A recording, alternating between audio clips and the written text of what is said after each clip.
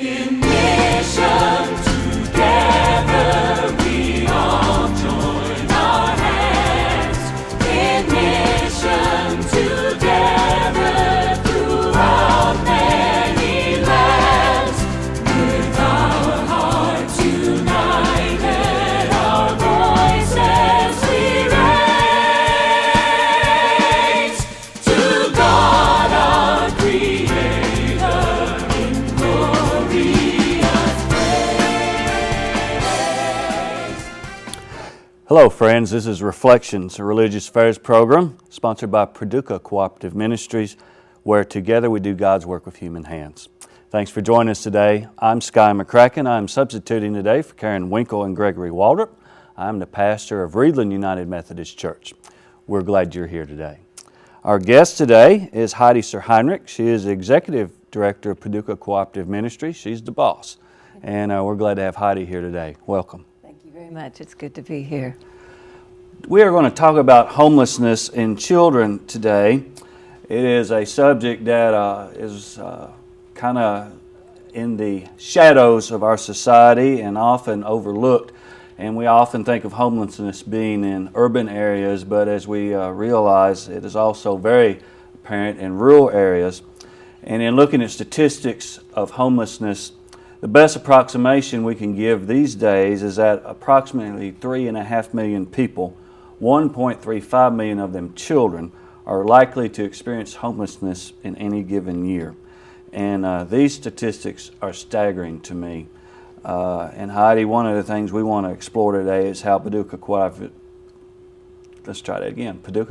Ministries addresses that issue in this area and how we can help. So, how big is the problem in Paducah?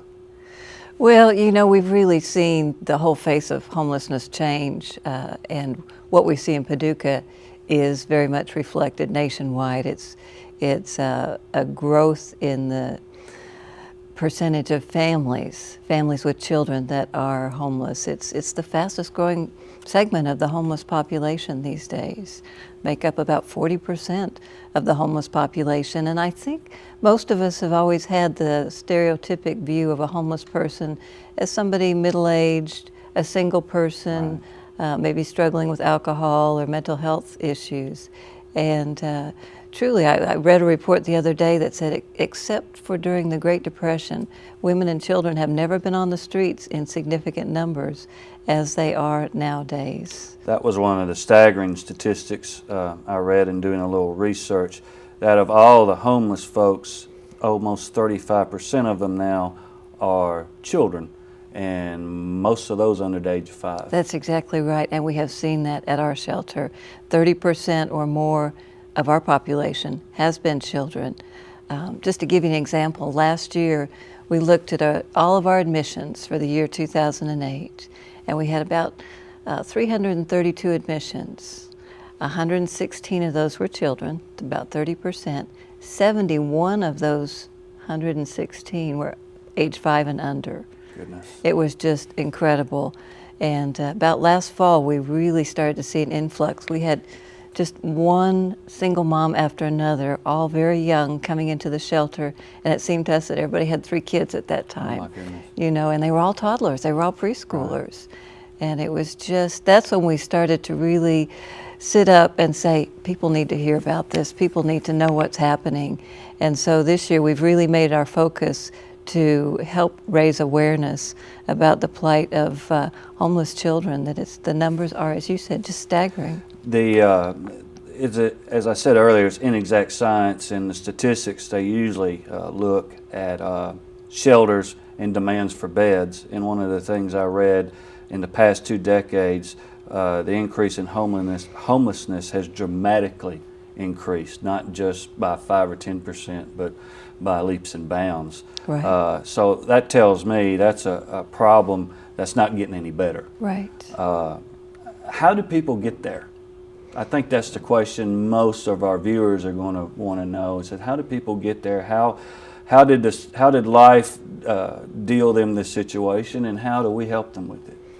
Well, the thing is, Sky, is it didn't happen overnight, and it's not a one single easily solved component.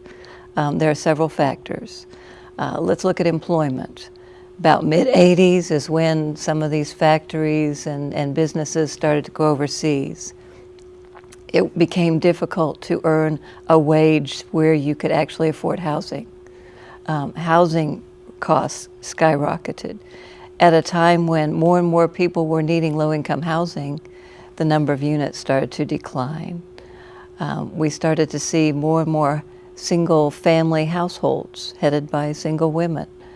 So there's a lot of different things that all work together to bring this, and then our own economic situation that we're in right now has not helped the picture. No, and as I understand it, when we have tough times, especially when we look in our history of the past 100 years during the Depression, this was very prevalent. I think we sometimes think we've risen above the Depression times, but economics are economics, whatever Right, time you're right. in. And some people are on the edge anyway. Mm-hmm. And I guess when times get like this, that's when they fall off the edge. Right, and that's a lot of the people, those are the families that we see, the ones that are living paycheck to paycheck.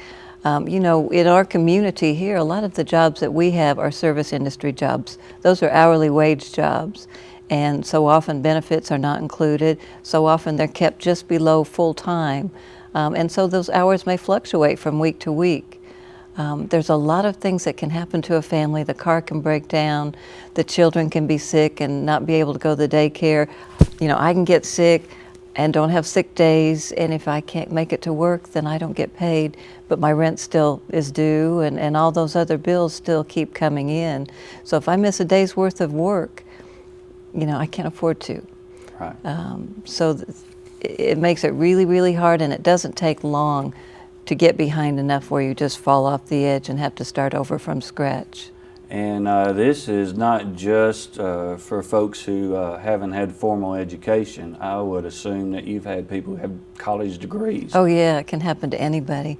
We've had people who've come in and sit down across the desk from us and tell us that we used to donate to you, we used to help you, but I've lost my job, I've gotten laid off, I'm looking as hard as I can, I haven't found anything yet.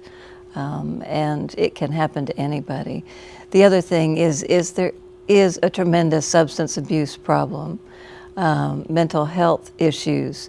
There isn't adequate accessibility to treatment for people. Those are two of the most important things that we could look at as a society to begin to help people become stable enough that they can do the things that they need to do for self-sufficiency. I think perhaps the mental health issue is something to be explored for a second. I know over the years what our government and states have been able to do has been limited based on different legislation, based on lack of funding, and I don't think we realize how many of those folks are basically functionally homeless, walking the streets.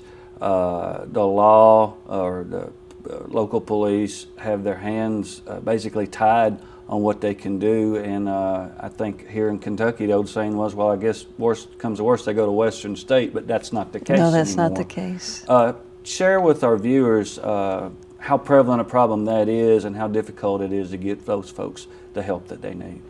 Well, we went through as a society sort of a deinstitutionalization period where the thought was, let's get these folks back into mainstream society. It didn't work quite so well because there are some folks that don't recognize that they are ill, don't take their medication. Sometimes they take their medication and they start feeling so much better they don't think they need it anymore.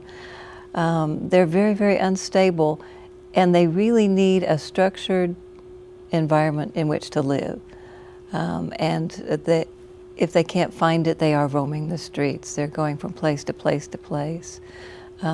We've seen a population of women, it's a little known segment of society, middle-aged women, about my age, that develop a paranoid, schizophrenic type situation that we have been so frustrated in trying to treat, because part of the paranoia is when we start to move in and try and put services around them, get the mental health care, it spooks them and they leave. and they are just traveling around the country by Greyhound bus and never staying in one place long enough to get mental health treatment. And we've seen that time and time again. It's been very frustrating. We do have access to some mental health care through the Paducah Cooperative Ministry. We've worked really hard to get counseling into our shelter and on site so we can remove some of the barriers of transportation and appointment waiting time. That helps a little bit. But again, it's an overburdened structure in society, and for me to call and try and get an appointment with a psychiatrist for a medical, a person who needs medicine, it could be a two-month wait. Which is a very long time. It is for someone who is unstable. Right. I can put them in the shelter, but if they are unstable in that sense, we aren't going to be able to move forward towards getting them out of the homeless situation until we've addressed that. Right. You know, when a person comes into the shelter, we look at what their needs are, what the causes are that cause them to be homeless, and try and build those resources around them, applying for housing, applying for food stamps, maybe connecting them to the Social Security office or vocational rehabilitation. All of these things are the things that we look at and try and connect with that person. But the health issue is the bottom layer. You've got to get that. And if a person is too ill to work, we see plenty of disabled people or people who have become ill. You talked about the folks that anybody can become homeless. Anybody can become ill, too ill to work, and maybe not have family resources to fall back on. And so those things have to be addressed before you can go any further. I think one of the other things, and you touched upon it, is that often is the case where people are homeless, they're also been transient. Mm-hmm. They're living in their car, so someone may end up here that's homeless, but they're not from here. Right. But they hope it will be better here. Right. Everybody, that's the grass is always greener, I'm sure.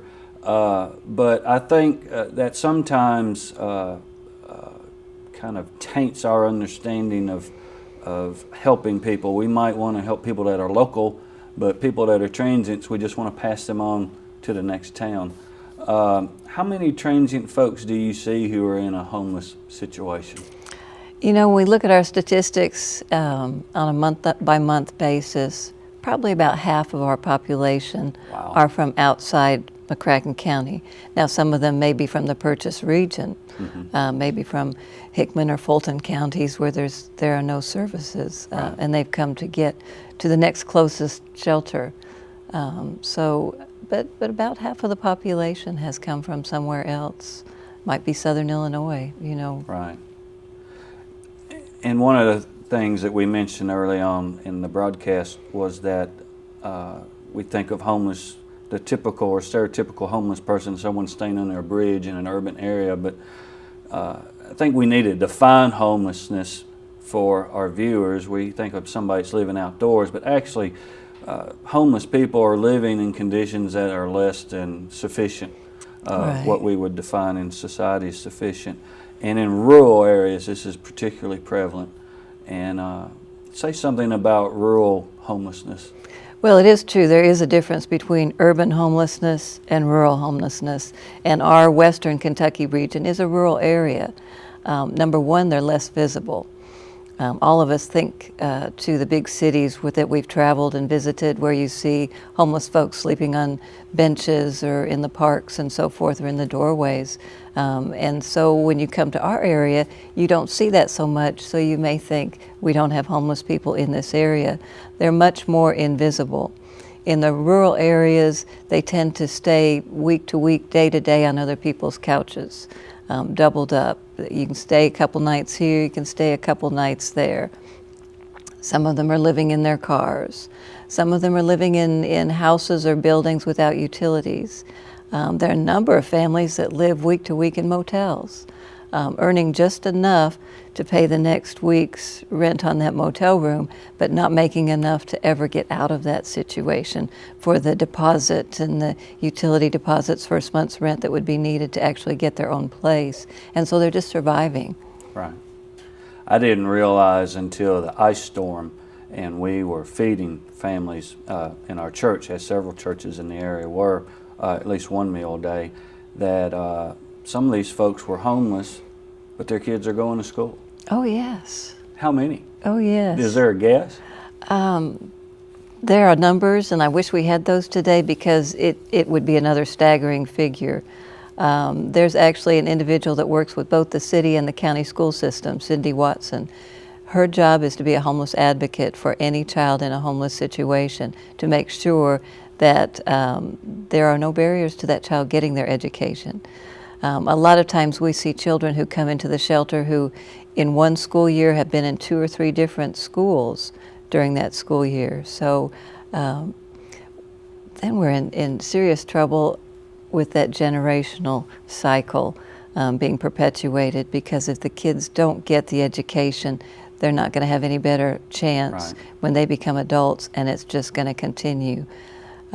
So there's a law, the Stuart B. McKinney Homeless Assistance Act, that was passed in 1990s, that basically stated that no child can be turned away from school because their homeless situation, maybe the records aren't up to date, the shot records, all the things that are needed, the school physical, all those things have been from school system to school system, would take weeks to get them all together, and the child, would be missing days of school. So the law states that there's nothing that can prohibit a child from entering the very day that they enroll. But still, 2 or 3 schools in one school year, Right, and that's tough enough on families who are transient, say in the armed forces or something. But my goodness, somebody that doesn't have anywhere to stay and is moving around from and school even to if school. they are enrolled in school, their attendance is not going to be great. Right. Number one, they're going to be sicker twice as often as a child that's not homeless. They're not going to have the health care, the regular nutritional needs fulfilled. So they're missing because of illness.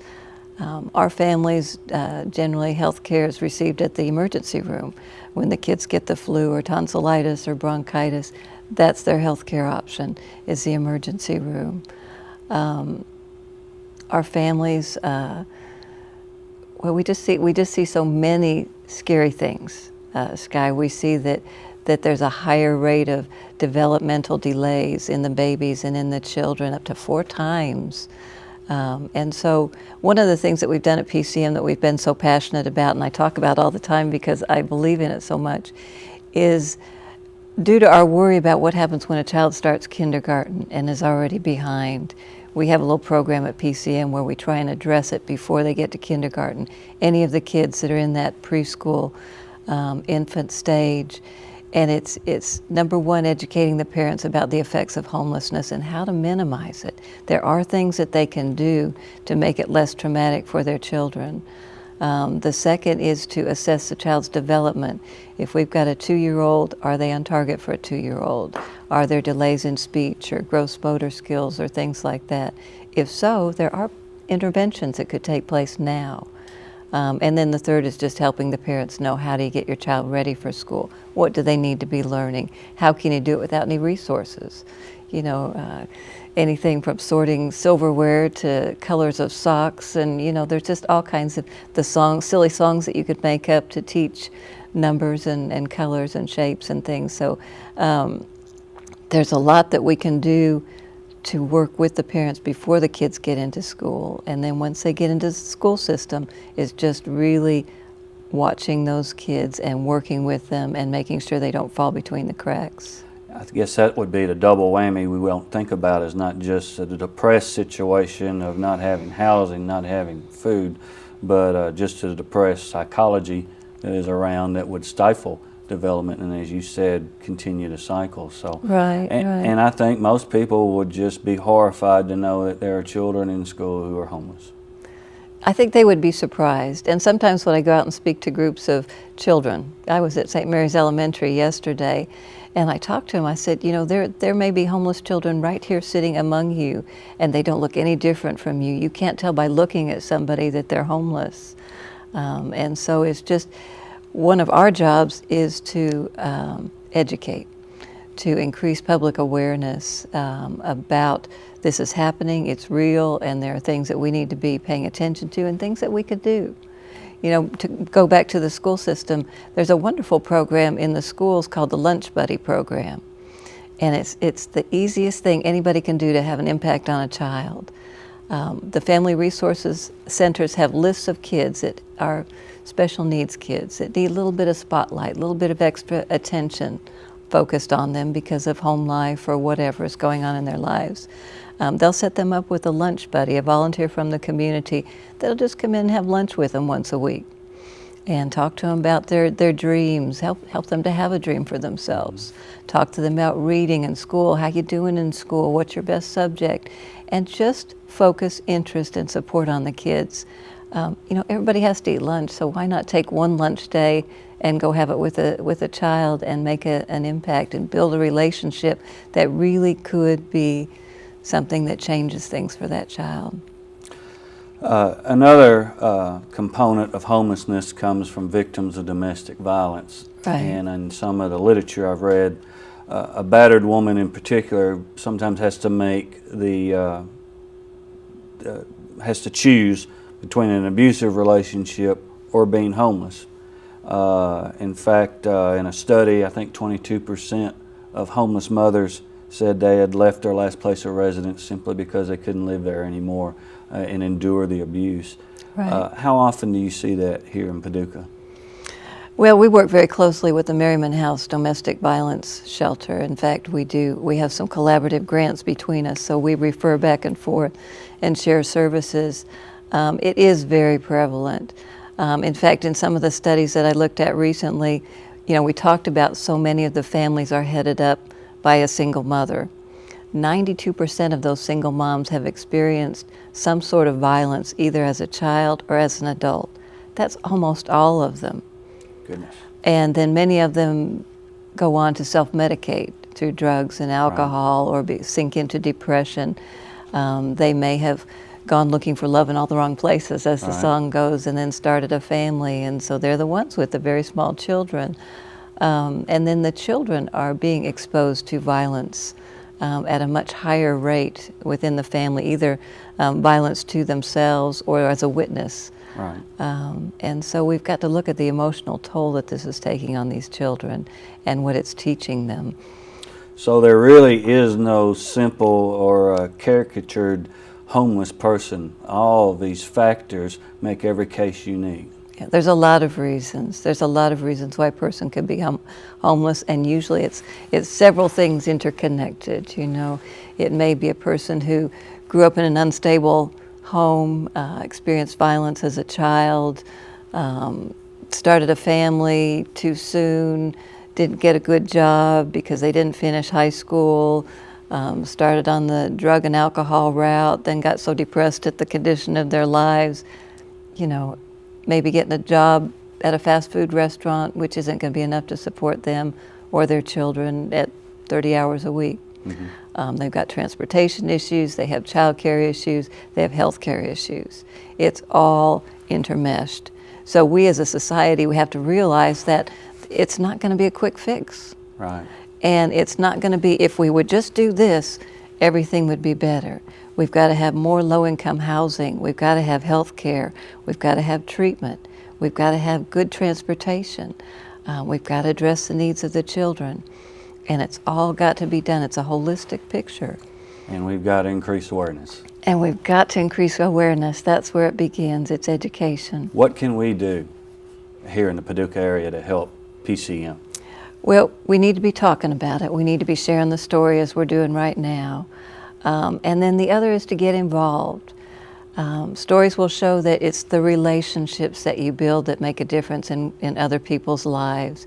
If you have somebody rooting you on, cheering for you, listening to you, validating your worth as a human being, you're more likely to believe that you can succeed.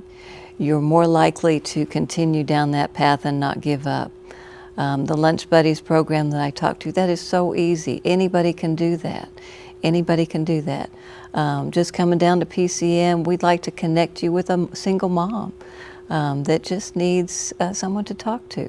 Mm-hmm. The Boys and Girls Clubs, there's lots of ways to reach out to kids where you can be a mentor and let them know that all this stuff is going on around you, but you know what? you are a special person and you can dream about what your life is going to be and start working towards that. You may not be able to control what's happening right now with your family, but it's not going to be too long till you're out on your own and you get to make your own choices. And let's start planning for that. Let's start visioning for that. Well, and I think you've challenged our viewers. I mean, the slogan at PCM is doing God's work with human hands. And anybody could do that. Right. And I think, establishing relationships, whether they don't have to be close relationships, but people that know that people care about them. Yeah. And that they're valued. People that are younger adults don't have a lot of free income, but they can give their time. Yes. And I think we need to get that word out. That's what needs to be said. To wrap up today, what would you say would be the best way we can make awareness known in our area as far as homelessness, besides this program? Well, I would get involved with the school systems. I would pay attention to what the city governments are doing and what kind of housing issues are there in your community. If we're talking about tearing down low-income housing, are we replacing it?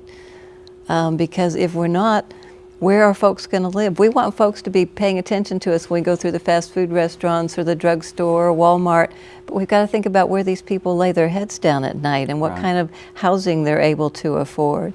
That's real important that we be paying attention to that. So we do need to be proactive in our communities and talk with our leaders. And looking out for everybody. Exactly. Look out for people, and that comes back. It affects our schools, it affects our economy, it affects our community, and we need to be working together. And I appreciate you sharing these aspects about homelessness and what we can do.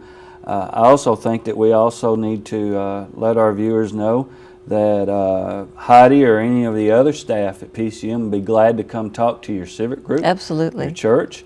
I know that we have in Reedland a community Thanksgiving service every year, and you come and share with us something about what you do, and our offering goes toward that. Mm-hmm. So those are ways we can be supportive, and I hope that our viewers will take that seriously and not think of homelessness as just something that happens somewhere else, but we have it right here. Right, a financial commitment to be able to provide services. Fantastic. It all helps. Well, Heidi, thank you for being here today. Thank you. Thank you for what you do for the Paducah area, and God bless PCM. Thank you. Thank you for your support. And it's been good to have you here today with us on Reflections. We ask that you be sure to check the Paducah2.org website. That's the number 2. And for this and other programs that air. And we hope that you continue to be with us at Paducah Cooperative Ministry, where we do God's work with human hands. Shalom. In mission